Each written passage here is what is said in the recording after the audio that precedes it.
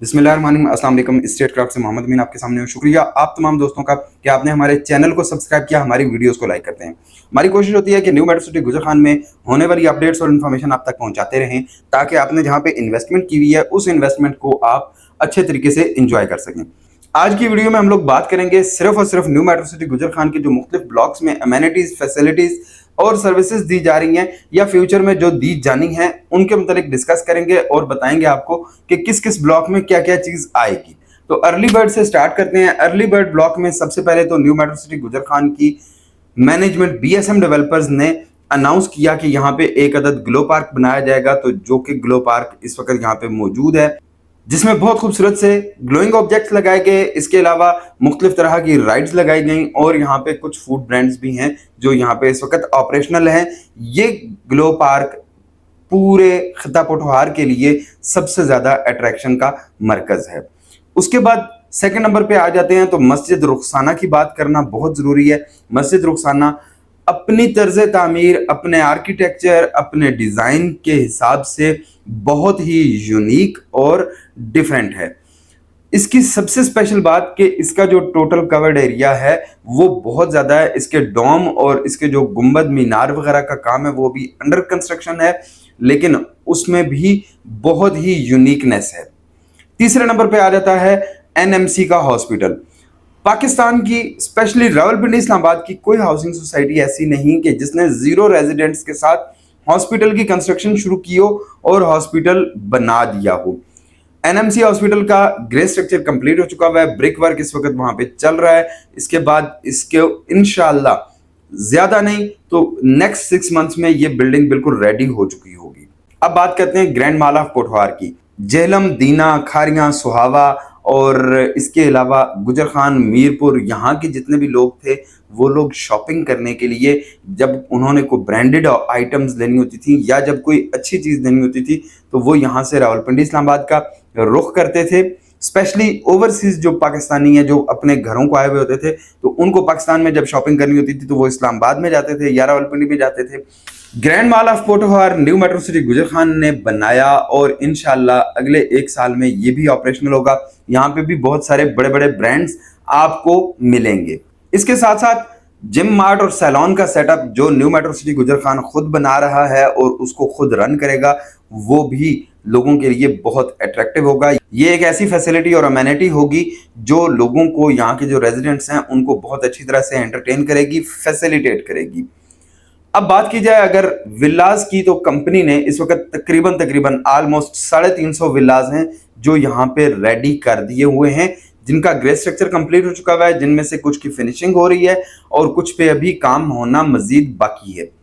फिर बात की जाए अगर प्राइवेट कंस्ट्रक्शन की, तो अर्ली बर्ड ब्लॉक में इस वक्त तकरीबन 50 से ज्यादा घरों की कंस्ट्रक्शन हो रही है। इसके अलावा 10 से 15 के करीब कमर्शियल यूनिट्स हैं जो इस वक्त बन रहे हैं, उसमें 5 मरला और 8 मरला के कमर्शियल्स हैं जो यहाँ पे मुख्तलिफ लोग बना रहे हैं।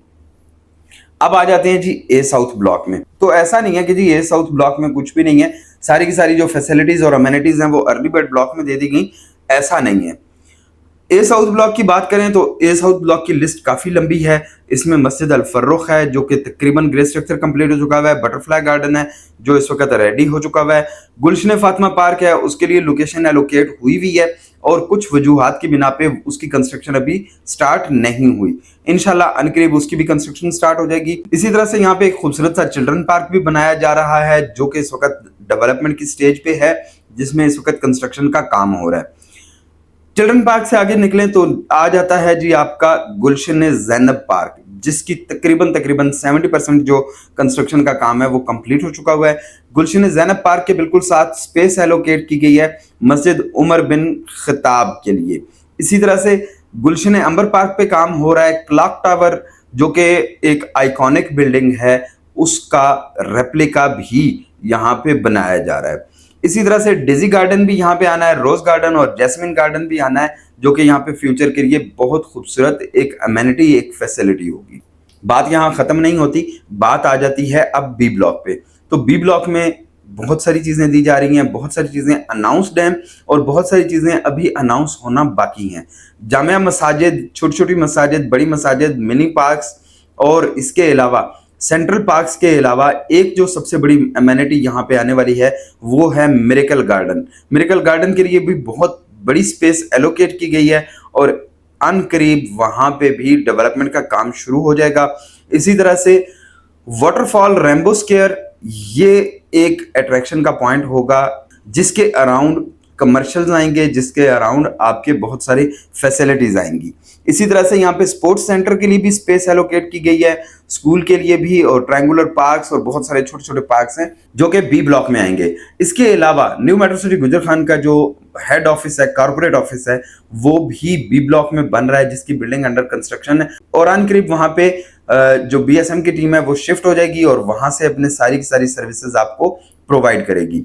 फ्यूचर के पॉइंट ऑफ व्यू से देखा जाए तो जिस तरह से बाकी हाउसिंग सोसाइटीज में हमने नोट किया है कि जहां पे हेड ऑफिस होता है, हेड ऑफिस के इर्द गिर्द वाला एरिया जल्दी फ्लोरिश करता है, फुटफॉल ज्यादा होने की वजह से वहां की मार्केट वैल्यू भी बेहतर होती है और वहां पे जो फैसिलिटीज हैं वो भी ज्यादा आती हैं, रेजिडेंट्स और कमर्शियल एक्टिविटीज भी वहां पे ज्यादा होती हैं। इसी तरह से जिस तरह मैंने आपको बाकी फैसिलिटीज और अमेनिटीज के बारे में बताया है, इसी तरह से यहाँ पे कम्युनिटी सेंटर भी आना है, यहाँ पे पोठोहार कल्चरल कम्प्लेक्स भी आना है, 4 स्टार होटल भी आना है और इसके अलावा इवेंट्स और सेलिब्रेशंस या फंक्शंस वगैरह के लिए मार्की कम्प्लेक्स भी यहाँ पे आएगा। इसके अलावा यहाँ पे पेट्रोल पंप के लिए भी मुख्तलिफ जगहों पे स्पेसेस एलोकेट की गई हैं। बहुत बड़ा प्रोजेक्ट है, बहुत बड़ा प्रोजेक्ट है और आने वाले कई साल तक ये प्रोजेक्ट चलता रहेगा। जिन लोगों ने न्यू मेट्रो सिटी गुजरखान में इन्वेस्टमेंट की है उनको इस बात का कॉन्फिडेंस होना चाहिए कि उन्होंने बिल्कुल ठीक जगह पे इन्वेस्टमेंट की है। हालातों वाकयात ऐसे हैं, टाइमिंग ऐसी है कि मार्केट डाउन होने की वजह से आपको बहुत सारे प्रॉब्लम्स दरपेश हैं, बट फ्यूचर में हालात बहुत अच्छे हो जाएंगे और उस वक्त आप लोगों को अफसोस होगा कि हमने उस वक्त अपनी फाइल्स को होल्ड क्यों नहीं रखा, हमने उस वक्त अपनी फाइल्स क्यों बेच दी।